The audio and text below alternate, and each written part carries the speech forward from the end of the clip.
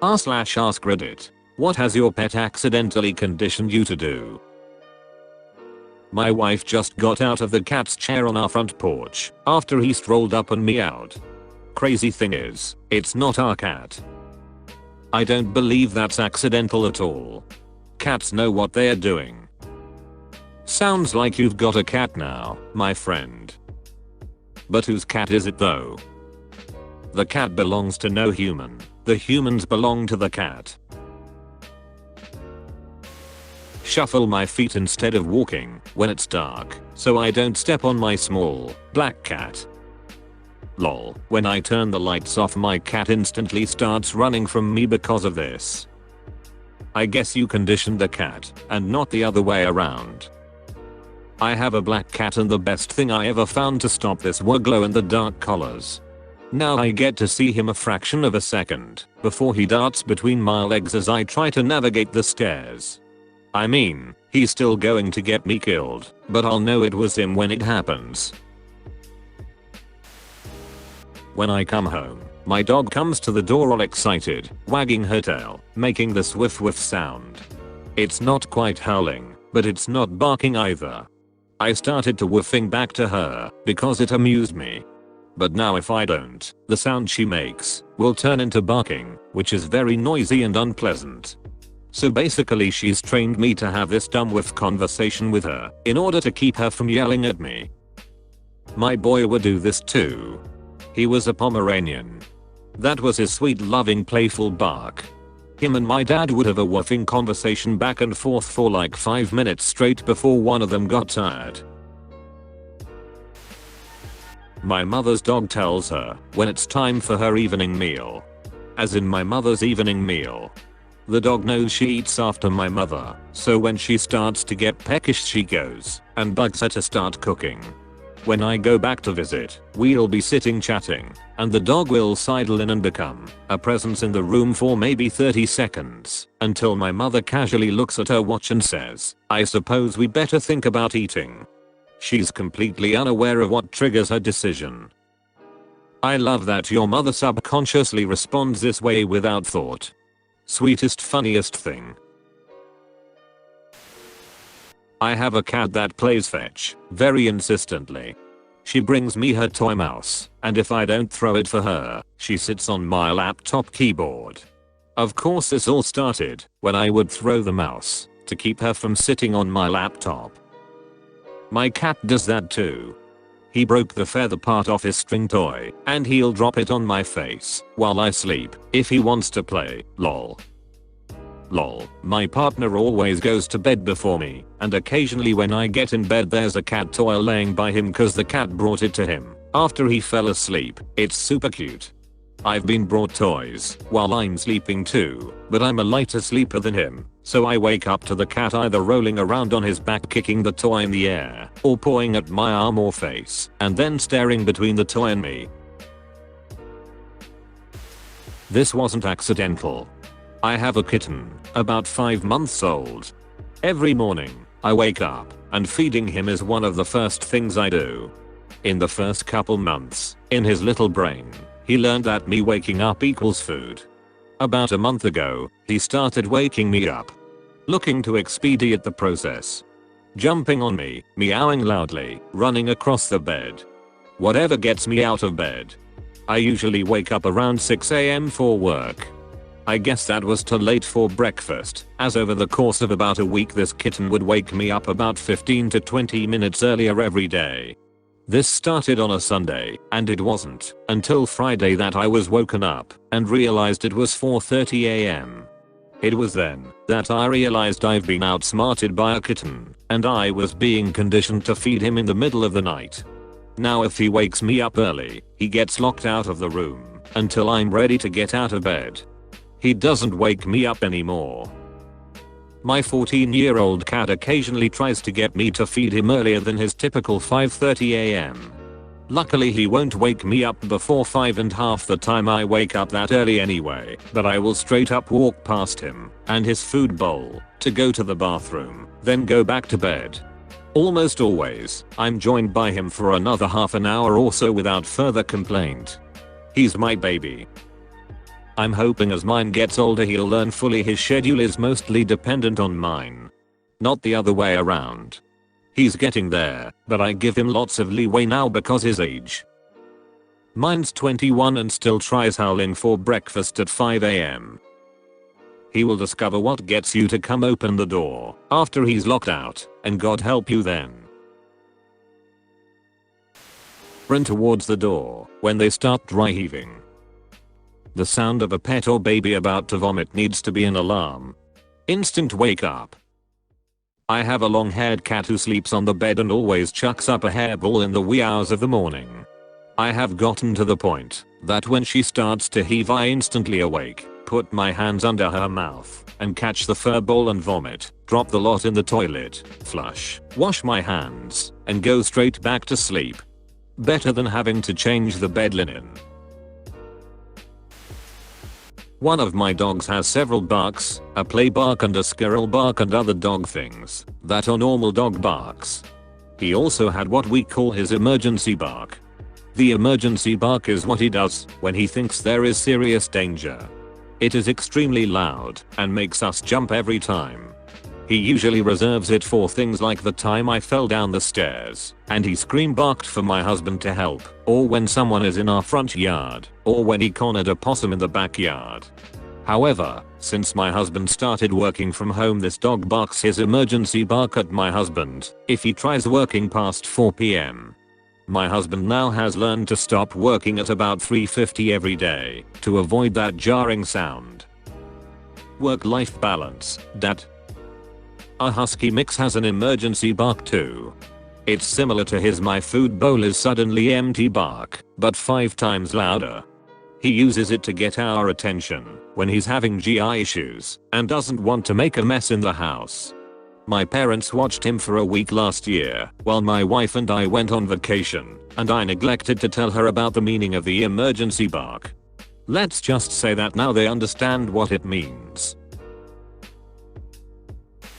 Leave the bathroom door cracked just a little so she can open it, see that I'm in there, and be on her way, instead of waiting outside whining and whining. No, I don't do this for pooping, nor when there are people over, as I'm not a Neanderthal, but she really needs to know it's me peeing in there, or she will freak out about my location. My cat likes to have the door open when I'm pooping, so she can sit in front of me asking for pets, and then lie at my feet. I read somewhere that pets are trying to guard you and keep you company while pooping. It's adorable. Pooping is every animal's most vulnerable time of the day. Cats know this. Why does pooping make an animal vulnerable? Animals can't look around, making them less alert to predators. Also, it's hard to fight for your life with a Lincoln log hanging out of your bum. Fun fact, cats, along with a lot of other animals, cover their poop so a predator cannot track it. Sleep on my back or front. I used to be a side sleeper, but have an elderly cat who loves her human bed. One of my tabby babbas likes to know when I'm rolling over in bed, so she can readjust herself. So no, in the middle of the night I'll quietly say, "Rolling over Koosie baby." She loves her human bed, no matter how I sleep.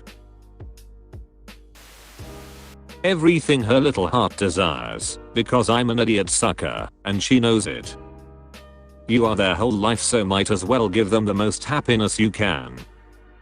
It's incredibly bittersweet to think I'm my pet's whole life. I'm flattered, but damn, there are more interesting things out there. My cat is a spoiled brat because of me. She has a certain cry she makes when she wants me to pick her up and snuggle her. She loves being held, and I just can't say no to that.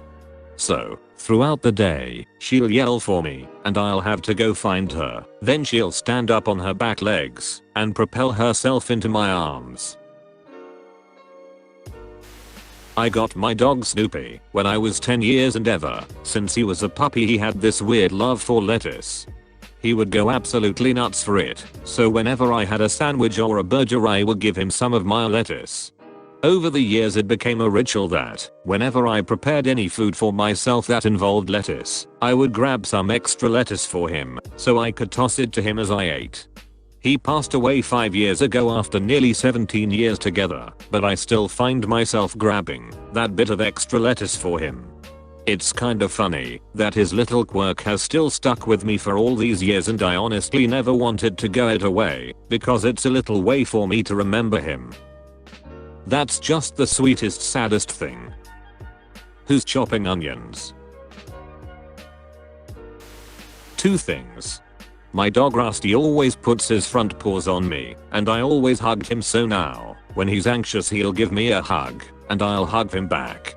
The other one is, when I get ice he always begs for one, so now without thinking I always toss him an ice cube. Oh, I used to do this too. I'd reach in and get the ice for my drink and just throw one over my shoulder without looking, because I knew my dog was gonna catch it. I lost her earlier this year and had to drop the habit after throwing ice on my kitchen floor several times. Sleep with my legs a cat length apart. She likes to sleep in between them. Same here.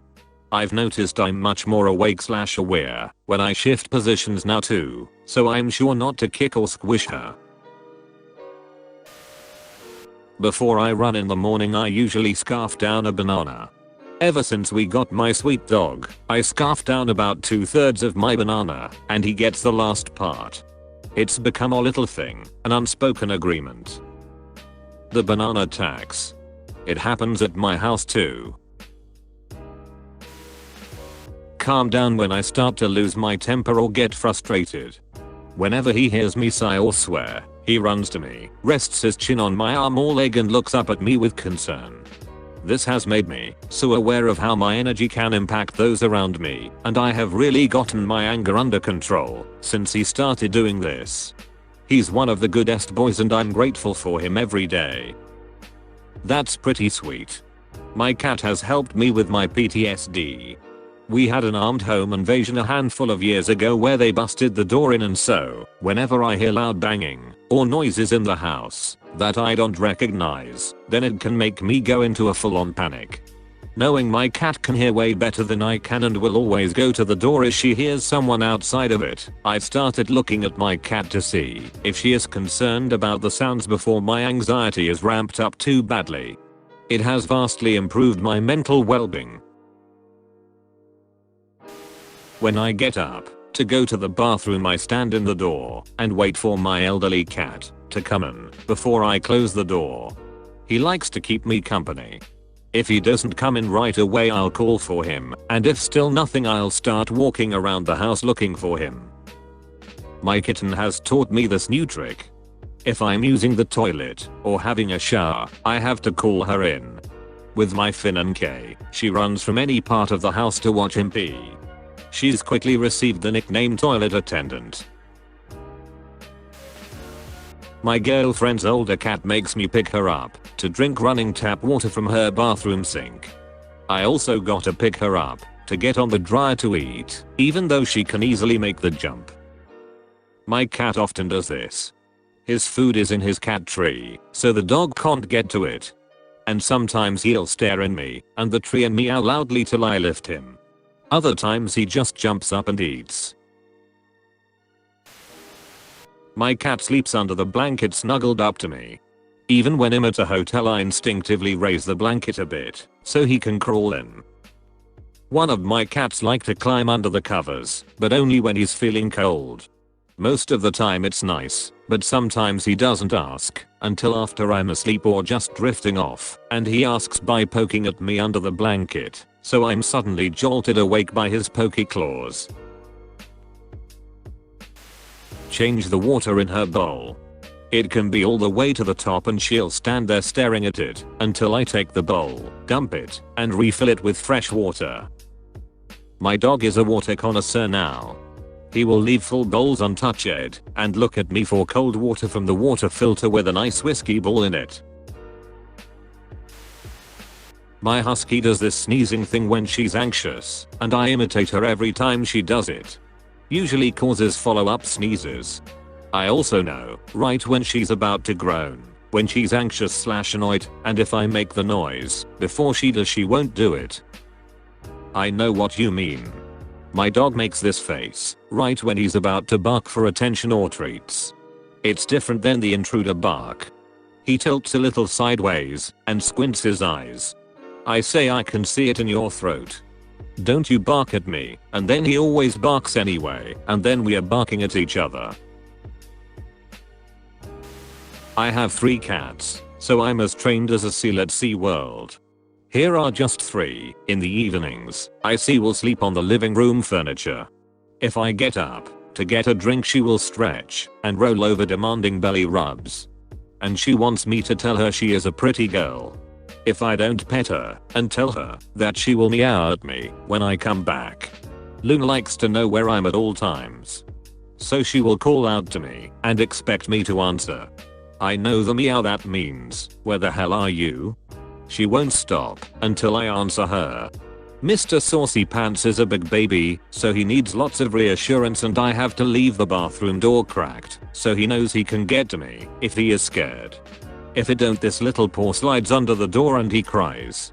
The only time I shut the door is if other people are here. The cats run the house. Can you recognize Luna from her voice? I never had multiple cats mewing around me within a short span of time to know whether each has a different tone. I have 2 cats and can definitely tell their meows apart. Karen just yells at me, but Fox, my big black boy, has a teeny tiny mew. He prefers to be silent most of the time, so whenever I hear that little baby meow come out of my giant black cat, I giggle a little. Karen just yells at me. Truer words were rarely spoken. When I'm having dinner, my cat would jump on the table and look at me with squinting eyes until I feed him. I try to resist, but his eyes squint so hard it's as though he's about to fall asleep. Too cute not to give him a little bit of my food. Just a little, as a treat. When we eat at the table, my cat sits in a dining room chair and paws the table until someone gives him food. He sits with us for the whole meal. Last summer my cat had serious health problems. He had to spend some days in the animal hospital. My place was so empty without him, and that was the time I realized basically I adjusted every aspect of my life to please/don't scare/don't hurt him. I only opened the windows to let fresh air in if the cat is closed in a different room. I always watch where I step. I hurry home from work so he won't vomit on the carpet from stress and loneliness because he thinks I left him alone to starve to death. I always check the washing machine, the dishwasher, the oven before turning on, and so on. I'm checking literally everything, and I do everything carefully. I really can't imagine what will I do if he leaves me forever. I'm so used to his sweet fluffy presence. I had fish on top of this cabinet, not sure if that's the right word, so I would always be really careful when closing it so it doesn't disturb them. I haven't had fish or any other pet in 5 years, but I still do it. Check the mail every day. He's so excited to walk to the mailbox with me, it reminds me to actually do it.